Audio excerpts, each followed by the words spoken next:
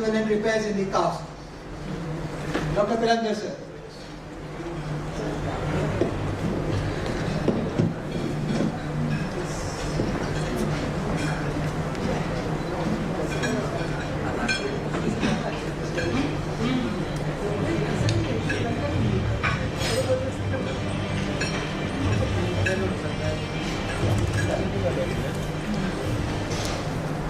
Thank you, Nilesh. And a fantastic organization and a great idea to put this as a topic for the conference. Sir. The theme is fantastic, and I, being a super nerd, I'm into all this nerd culture.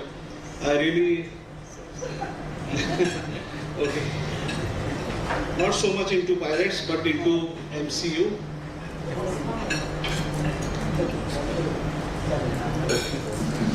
So today I'll be speaking on something which is, we use it day in and day out, the anchors.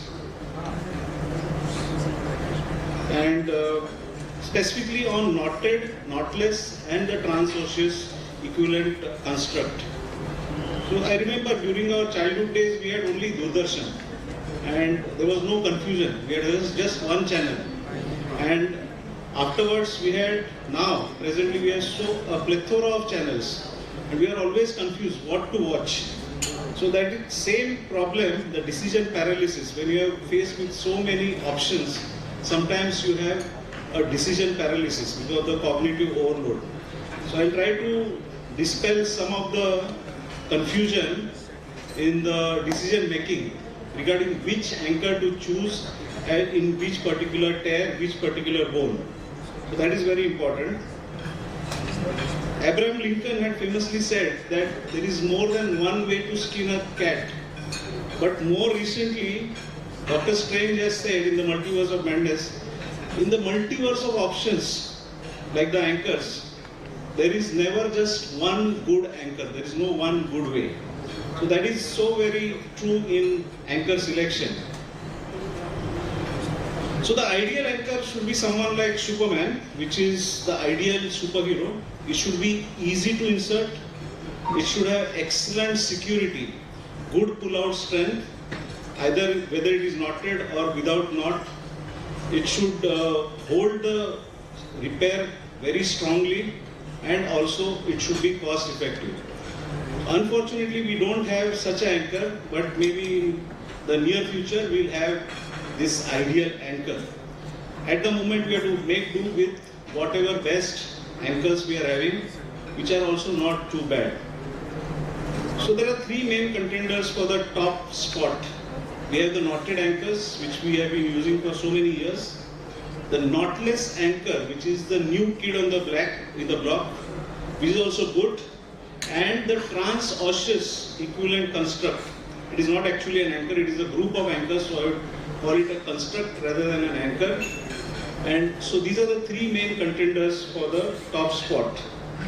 Let's start with the knotted anchors. It has been there since many years. All of us have started using when we did shoulder arthroscopy with the knotted anchors. All of us know that it has excellent stability. Also, you can precisely control the tension.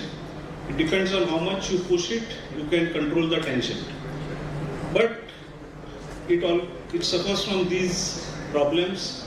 Sometimes it is technically demanding in your early learning age, because the knot tying sometimes can get cumbersome. You can get knot entanglement, thread entanglement, and if the knots are not properly tied, you can have loosening and repair can fail. Also, if you land up having bulky knots on the glenoidal side, they can cause glenoid articular abrasion, which is a common thing seen. And on the subacromial rotator cuff side, you can have impingement. So these are the problems with knotted anchors. Also, they take a little bit more time than the knotless. So the next innovation was the knotless anchors. So everybody has used this. It is very simple. There is a guiding thread which pulls the actual anchor fiber wire, into the repaired tissue. So it simplifies the technique. There is no need to tie a knot. It saves time, and also more importantly, it avoids bulky knots, which is very important. All the knot related problems which you used to face with the knotted anchors are no longer with this. So the knots are not there. There is no risk of glenoid abrasion, no risk of impingement. But always anything good comes with a caveat. So even with the knotless anchor, there is a small caveat. It relies, when you tighten the thread, it relies on good bone strength. If the bone strength is not good, it can just pull out. Also, sometimes it is less secure than the knotted.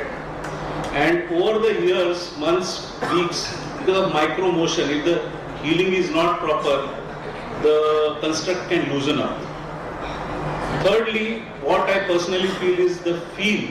When we tighten a knotted anchor, we get the feel of the tightness. That is missing. So that kick which you get while tightening, that is missing. But you can get used to it. So the third thing which is there, which is the trans-osseous equivalent construct. It is a construct, not an anchor. It is a group of anchors put in a proper way. So we had this trans-osseous technique, which was a bit cumbersome when we do it arthroscopically. Because getting the tunnels, getting the threads into the tunnel, all that is a bit cumbersome compared to putting in just an anchor. So they have come up with this trans-osseous equivalent, which is the double row repair, in which we put a medial row and a lateral row, and it works just like the trans-osseous. You get better stability. Also, more importantly, as Sajir has already explained to you previous talk, it recreates a natural tendon footprint.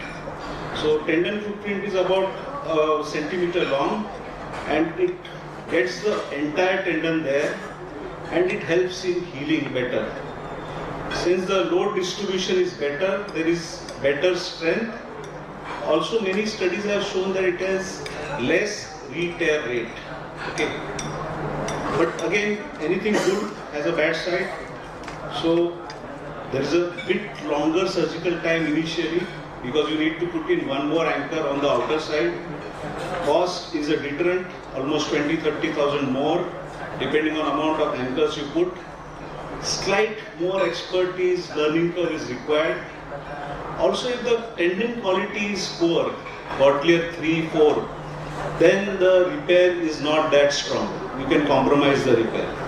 So each of these has some pros and cons.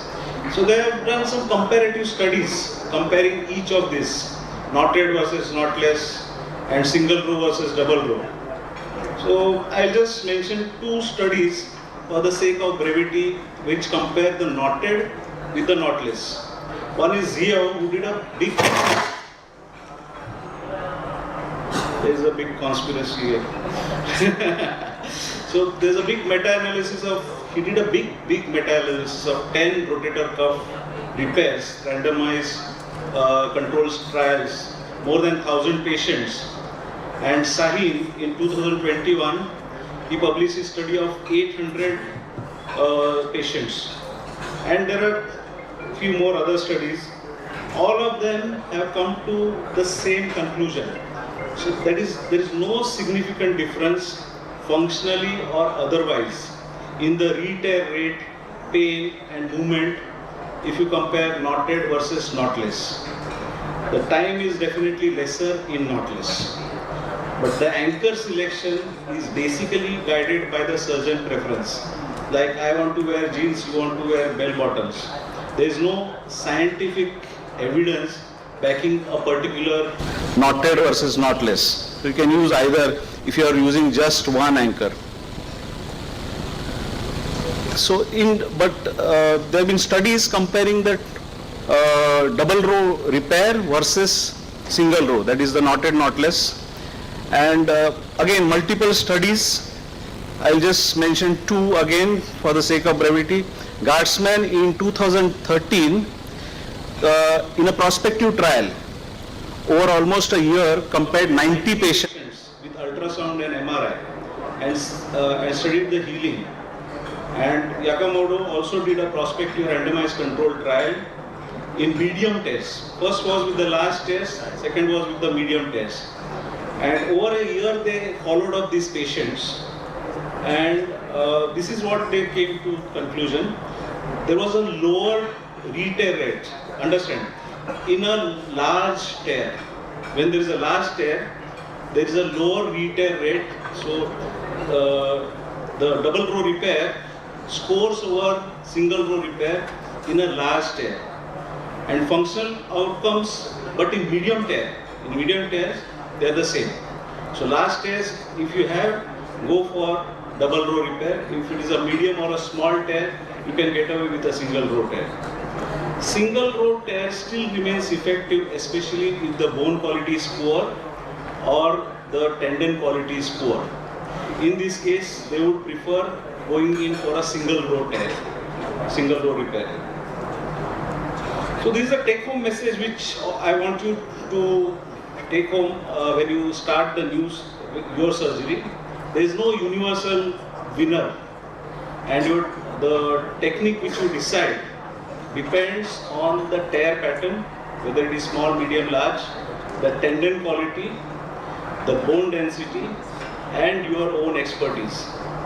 And ideally you should master all the three techniques, because you never know which you might require in which patient. So you should be adept in all the three versions of technique if you have a rotator cuff tear. My choice, if I get a rotator cuff tear, then I would first analyze the tear.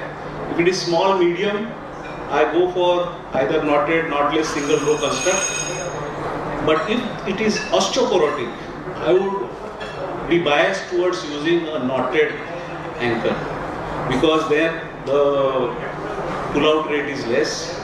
If it is a large tear, then I would definitely go in for a double row repair, because all the studies favor double row repair in a large tear.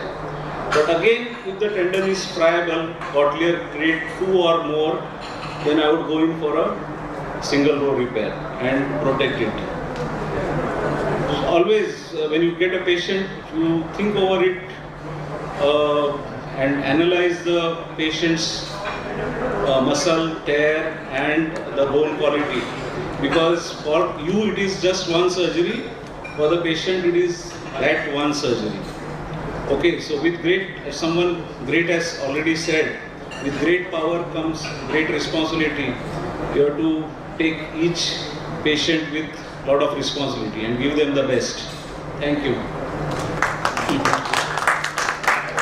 By the way, this is from Stanford.